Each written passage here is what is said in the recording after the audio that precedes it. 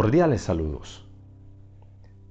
En su libro Integridad, liderando bajo la mirada de Dios, Jonathan Lamb, y en relación a los ministros del Evangelio, expresa lo siguiente: en esta era de los MTV, los templos se convierten en teatros. El espectáculo importa más que el contenido y se honra a los héroes evangélicos y a sus ministros. Los líderes cristianos pueden sufrir la tentación de construir su reputación y su estilo a partir de las expectativas superficiales de la cultura contemporánea. En lugar de usar las armas del Evangelio de la verdad, dependen de su fuerza personal, del brillo del espectáculo o de la manipulación retórica propia de un vendedor. Es Dios quien escogió a simples humanos para que le sirvieran. No hay razón para gloriarse. El ministerio de la palabra se vive en humildad y dependencia de Dios porque, como lo veremos hoy en este mensaje, el ministerio bien puede definirse en el cuadro del tesoro y la vasija. La palabra de Dios dice así: cuando Dios nos dio la buena noticia, puso, por así decirlo, un tesoro en una frágil vasija de barro. Así, cuando anunciamos la buena noticia, la gente sabe que el poder de ese mensaje viene de Dios y no de nosotros, que somos tan frágiles como el barro. 2 Corintios 4:7. A la luz de las declaraciones del apóstol Pablo sobre su ministerio, conoceremos tres aspectos claves que identifican las cualidades que deben prevalecer en los servidores de Dios. Y he aquí la primera: destaque a Dios. Según lo manifiesta el apóstol Pablo, no se trató de un concurso o una aplicación basada en los méritos y formación académica, no obstante su indiscutible valor e importancia. Fue la elección divina, convocando en el momento preciso. Los ministros de Dios han sido llamados por su pura misericordia. 2 Corintios 4:1 dice: Dios es bueno y nos permite servirle. Una básica lectura del origen pone en relieve a Dios y de inmediato el ministro debe asegurarse de tomar el lugar que le corresponde. Dios lo eligió. No puede autodestacarse. Es preciso que construya muy bien su identidad. De ahí la definición del llamado: usted sirve porque Dios fue quien lo llamó. El ministerio pastoral, el diaconado, el liderazgo en uno u otro ministerio de la iglesia no es una conquista personal. Es un llamado divino que sobrepasa toda forma de valoración humana. Antes que te formase en el vientre te conocí, y antes que nacieses te santifiqué, te di por profeta a las naciones, dice la palabra de Dios en Jeremías 1:5. Trasciende aún más que nuestra misma vida. La intervención extraordinaria de Dios en el tiempo nos deja totalmente fuera de connotación. Es nula y absurda la vanagloria, solo tiene espacio la humildad. Tome conciencia de los hechos. Dios estaba ahí en el mismo principio de su ministerio. No solo cuando inició a servir, sino antes de que naciera, el plan estaba trazado. Es por esta razón que siempre debe destacar más a Dios y no a usted mismo. Pablo, el siervo de Dios, nos muestra una segunda cualidad que debe caracterizar a los ministros del Evangelio. Cuide su ministerio. Según nos muestra el texto bíblico, hay tres aspectos a cuidar en el ministerio. Hemos renunciado a todo lo vergonzoso que se hace a escondidas. No actuamos con engaño, dice 2 Corintios 4:2. Esto es el desafío de la integridad, que es sinónimo de coherencia. Vida pública y privada.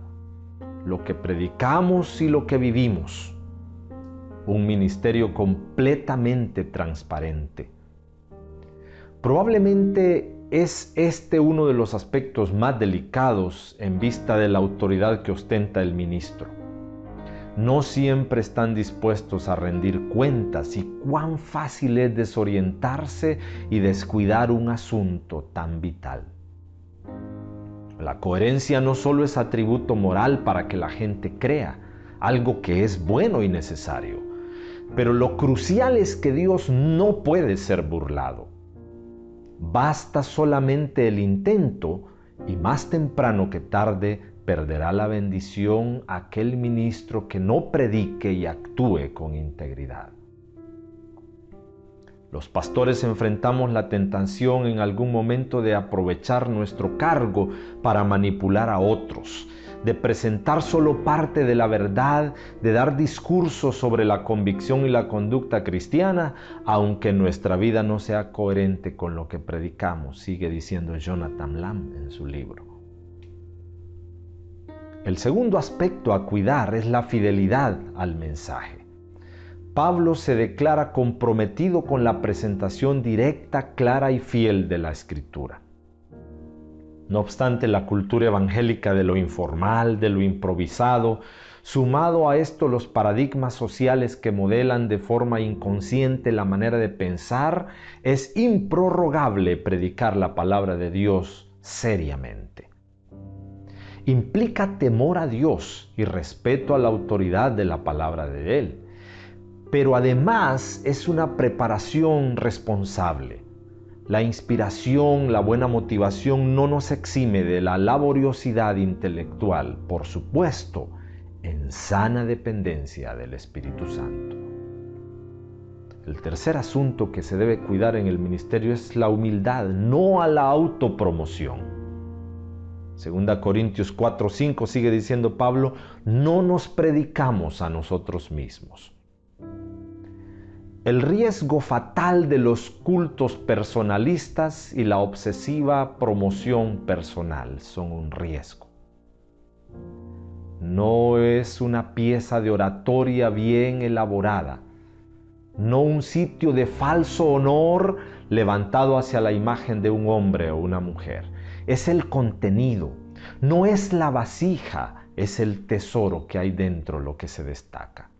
Lo que queremos es que los hermanos vean y valoren el poder de Dios. Las constantes anécdotas personales, muy a menudo usadas desde el púlpito, bien podría ser una forma de autopromocionarse.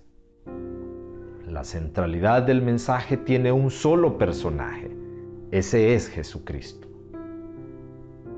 No tiene derecho a predicar quien no esté en condiciones de hacer declaraciones poderosas sobre Jesucristo, Hijo de Dios, ha asegurado James Denney. Una cualidad más tenemos a la vista. Acepte su fragilidad. Del versículo 8 al 11, Pablo expone la condición propia de la debilidad como vasija.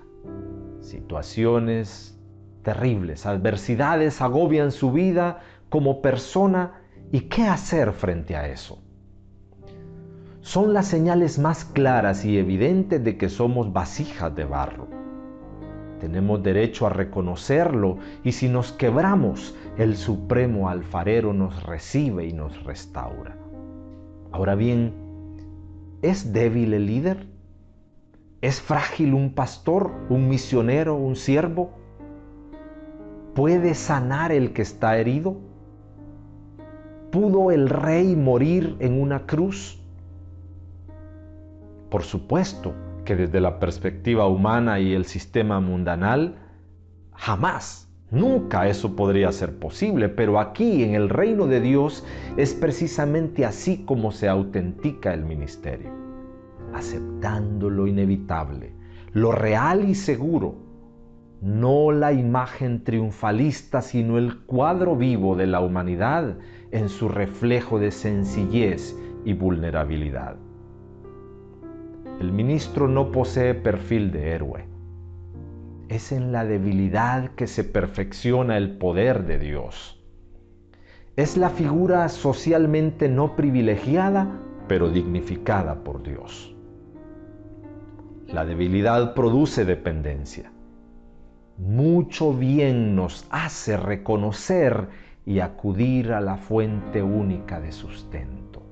Su salud, finanzas, familia, seguridad social y el desgaste físico están en las manos de Dios. Porque Dios no es injusto para olvidar vuestra obra y el trabajo de amor que habéis mostrado hacia su nombre, habiendo servido a los santos y sirviéndole aún, seguía diciendo Pablo en Hebreos 6:10. Henry Nouwen adoptó la práctica de lo que él llamó la movilidad descendente. En lo mejor de su carrera profesional como profesor universitario, recibió una invitación de un amigo para dejar a un lado sus laureles y su fama en ascenso para pastorear una pequeña comunidad para personas con discapacidad mental. La justificación de Nouwen para aceptar este papel, que muchos considerarían un suicidio profesional, fue la siguiente, y así lo dijo él. La Sagrada Escritura revela que la libertad auténtica y total solo se encuentra a través de la movilidad descendente. El camino divino es, en realidad, el camino hacia abajo. Jesucristo pasó del poder a la impotencia, de la grandeza a la pequeñez, del éxito al fracaso, de la fuerza a la debilidad, de la gloria a la ignominia. Toda la vida de Jesús de Nazaret rehusó la movilidad ascendente. Y como lo decía el apóstol Pablo, por tanto, de buena gana me gloriaré más en mis debilidades para que repose sobre mí el poder de Cristo. Por lo cual, por amor a Cristo me gozo en las debilidades, en afrentas, en necesidades, en persecuciones, en angustias, porque cuando soy débil, entonces sois fuerte. 2 Corintios 12, 9 y 10. En conclusión, es una aberración invertir el orden. Nunca un ministro superará su estatus de vasija frágil. Es el diseño divino para que la gloria le pertenezca siempre a Él. Es un privilegio llevar este tesoro de la palabra desde esta condición humana, frágil y transitoria que no da lugar a la vanagloria. Y como lo ha dicho Colin Morris, no es desde un púlpito, sino desde una cruz que se pronuncian palabras llenas de poder. Para que un sermón sea efectivo debe ser tanto escuchado como visto. La elocuencia, las habilidades homiléticas y el conocimiento bíblico no son lo suficiente. Son la angustia, el sufrimiento, el compromiso, el sudor y la sangre y sobre todo la dependencia de Dios, lo que marcan las verdades a las que los oyentes prestarán atención. Que Dios le bendiga.